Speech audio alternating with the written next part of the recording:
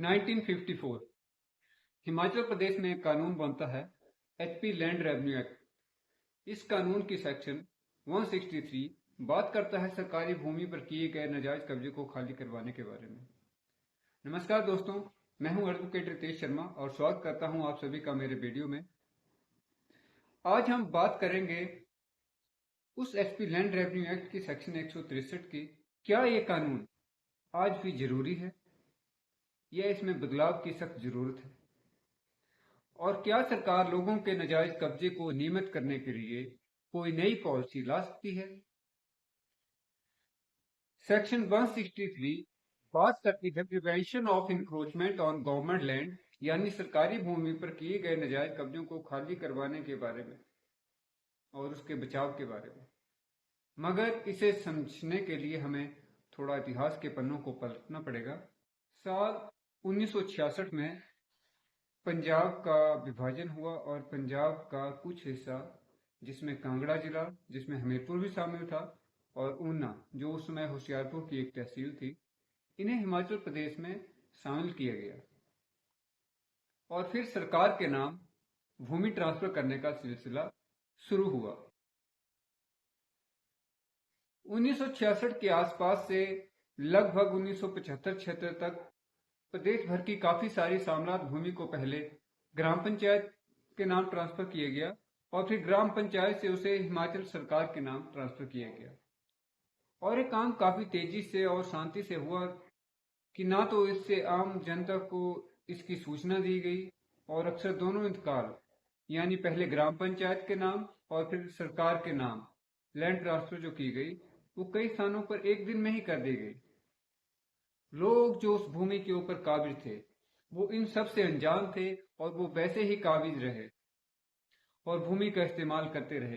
कई वहां खेती करते थे, कईयों ने वहां मकान तैयार कर लिए, और विभाग की तरफ से भी हमें इसमें कोई रुकावट देखने को शायद नहीं मिली। समय अनुसार लोगों ने अपने मकान, पशुशाला का निर्माण उस स्थान पर कर लिया। मगर फिर धीरे धीरे जैसे ही लोगों को कानून की जानकारी मिलने लगी, फिर आता है हिमाचल में नाजायज कब्जे की मिसल का दौर। हुआ यूं कि लोग एक दूसरे की शिकायत करने लगे, जिसे पता चलता गया कि कोई व्यक्ति किसी सरकारी भूमि पर काबिज है तो वो उसकी शिकायत करने लगा। और अक्सर गांव की लाइफ में होता भी ऐसा ही है कि जब किसी से रिलेशन थोड़ा खराब हो जाता है तो अक्सर लोग दूसरे व्यक्ति को तंग करने का तरीका ढूंढते हैं। बस फिर इससे अच्छा ऑप्शन उन्हें क्या हो सकता था। जब लोगों को इस कानून का पता चलता गया, वो दूसरों लोगों की शिकायत करने लगे। मगर फिर एक टर्निंग पॉइंट आता है साल 2002 में, जब हिमाचल प्रदेश में सत्ता में होती है भाजपा सरकार और मुख्यमंत्री होते हैं प्रोफेसर प्रेम कुमार धूमल। धूमल साहब एक पॉलिसी लेकर के आते हैं जो थी रेगुलराइजेशन ऑफ गवर्नमेंट लैंड, यानी कि सरकारी भूमि पर नाजायज कब्जों को वैध करना।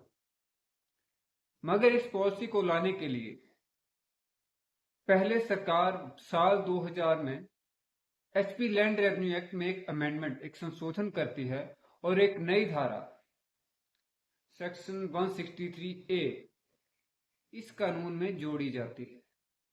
अब इस सेक्शन में प्रावधान किए जाते हैं कि सरकार सरकारी भूमि पर नाजायज कब्जे नियमित करने के लिए पॉलिसी बना सकती है, और उसी का नतीजा है कि साल 2002 में वो पॉलिसी लाई जाती है, जिसके आधार पर किसानों को 20 बीघा तक सरकारी कब्जे वाली भूमि को नियमित करने के लिए नियम बनाए गए थे। इसी संशोधन के चलते तत्कालीन सरकार ने किसानों से भूमि को नियमित करने के लिए कागजात मांगे थे, और इसी के साथ शुरू हो जाता है सिलसिला फॉर्म भरने का। लोग इस पॉलिसी का फायदा लेने के लिए सरकारी भूमि रेगुलराइजेशन करने के लिए पटवारी कानूनगो के दफ्तरों में पहुंच जाते हैं। काफी सारे फॉर्म भरे जाते हैं, मगर इससे पहले कि लोगों को इस पॉलिसी का फायदा मिल पाता, उन्हें मालकाना हक मिल पाता, हिमाचल हाई कोर्ट में इस पॉलिसी को चैलेंज किया जाता है, और बस फिर लोगों के सपने ही रह जाते हैं। वर्ष 2002 में शुरू हुआ वो केस, पूनम गुप्ता आदि बनाम हिमाचल प्रदेश सरकार, आज भी हाई कोर्ट में लंबित है। हालांकि 19 अगस्त 2002 को जस्टिस कमलेश शर्मा और जस्टिस कुलदीप चंद की बेंच ने फैसला सुनाया था कि नियमितीकरण की प्रक्रिया को, रेगुलराइजेशन की जो प्रोसेस है उसको जारी रखा जाए, लेकिन अगले आदेशों तक जमीन के पट्टे ना दिए जाएं। हाई कोर्ट का वह फैसला अभी भी अस्तित्व में है। इसके बाद 2017 में जब हिमाचल में कांग्रेस सरकार थी और आगामी विधानसभा चुनाव नजदीक है, तब उस समय के मुख्यमंत्री श्री वीरभद्र सिंह जी भी एक ऐसी ही पॉलिसी जो 2002 में लाई गई थी उससे मिलती जुलती कुछ बदलाव के साथ एक नई पॉलिसी लाते हैं, Himachal Pradesh conferment of proprietary right on the government land rules 2017 के नाम से। और इसका ड्राफ्ट भी गजट में नोटिफाई किया जाता है और इस ड्राफ्ट पर लोगों की राय मांगी गई थी। मगर फिर विधानसभा चुनाव हो गए और सरकार बदल गई और वो ड्राफ्ट सिर्फ एक ड्राफ्ट बनकर ही रह गया, कानून का रूप नहीं ले सका। हालांकि मैंने इस विषय के ऊपर जो था वो रेवेन्यू डिपार्टमेंट से एक आरटीआई के माध्यम से सूचना मांगी थी, तो उन्होंने भी यही कहा कि मामला अभी हाईकोर्ट में विचाराधीन है, इसलिए इस पॉलिसी को नोटिफाई नहीं किया जा सका। इस दौरान सरकार द्वारा कमेटी का भी गठन किया गया था, उनकी भी बैठकें हुई, मगर क्या कार्रवाई या क्या रिपोर्ट उन्होंने दी या नहीं दी इस बारे में मुझे भी कोई जानकारी नहीं है। अगर आपको कोई जानकारी हो तो आप कमेंट करके हमें बता सकते हैं। आज भी वो लोग जिनके मकान या पशुशाला सरकारी भूमि पर बने हैं या जो सरकारी भूमि पर खेती करते हैं, वो इस इंतजार में है कि जो पॉलिसी सरकारी भूमि पर नाजायज कब्जों को नियमित करने के लिए लाई गई थी उसके तहत जल्द से जल्द कब्जे नियमित किए जाएं या कोई नई पॉलिसी तैयार की जाए।